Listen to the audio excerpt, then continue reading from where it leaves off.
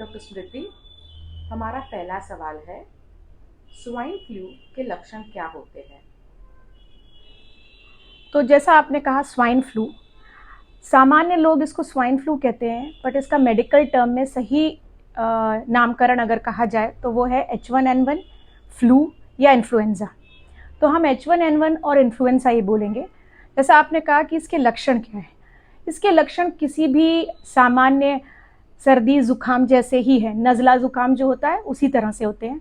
तो बुखार आना, सूखी खांसी होना, नाक बहना, नाक ब्लॉक हो जाना, शुरुआत में लोगों को गले में या घसे में चुभन महसूस होना, खाना निगलने में तकलीफ होना, ये सब इसके सामान्य लक्षण हैं।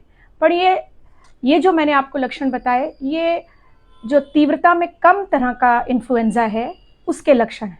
अगर इसकी तीव्रता बढ़ जाती है और सीवियर के किस्म का इन्फ्लुएंजा अगर होता है तो उसके लक्षण में लोगों को सांस लेने में तकलीफ महसूस हो सकती है, खांसी आ सकती है जिसमें बलगम आ सकता है, बलगम में कभी कभी खून या रक्त भी आ सकता है।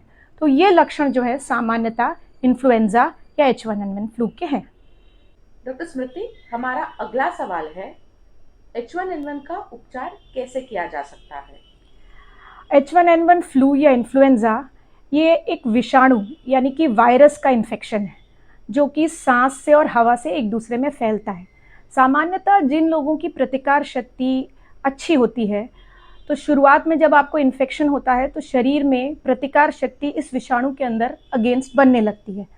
तो सामान्यतः जो हेल्दी लोग हैं, जिनकी प्रतिकार शक्ति अच्छी है, उनको कुछ भी ट्रीटमेंट की ज़रूरत नहीं पड़ती और सिर्फ थोड़े देर समय रेस्ट करने की, अपना खान पान अच्छा रखने की, पानी अच्छे से पीते रहने की ही ज़रूरत है और वो स्वयं अपने से ठीक हो जाता है।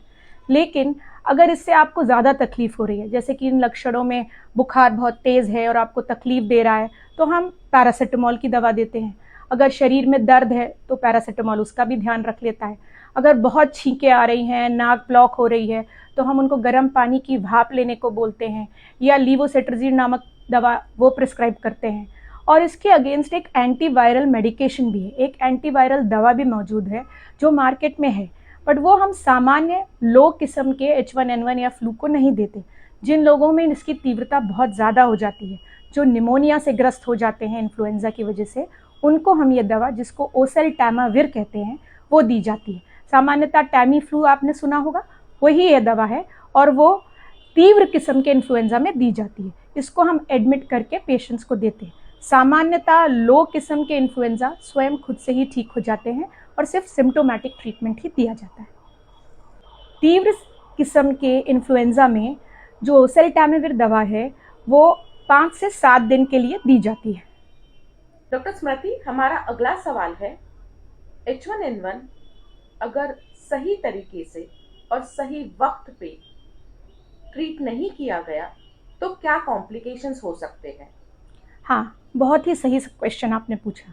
देखिए, अगर ये तीव्र प्रकार का इन्फ्लुएंजा हो जाता है तो पूरे फेफड़ों को असर कर सकता है, सीवियर किस्म का निमोनिया हो सकता है, जिसके लिए सांस लेने में इतनी तकलीफ होने लगती है कि कभी कभी पेशेंट को वेंटिलेटर की ज़रूरत भी पड़ती है।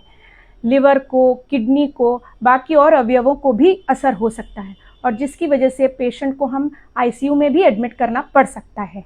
इसके लिए एक चीज़ हमेशा ध्यान रखें कि ये तीव्र प्रकार का इन्फ्लुएंजा हर किसी को नहीं होता, लेकिन कुछ ग्रुप ऐसे हैं जिनमें ये होने की शक्यता ज़्यादा होती है।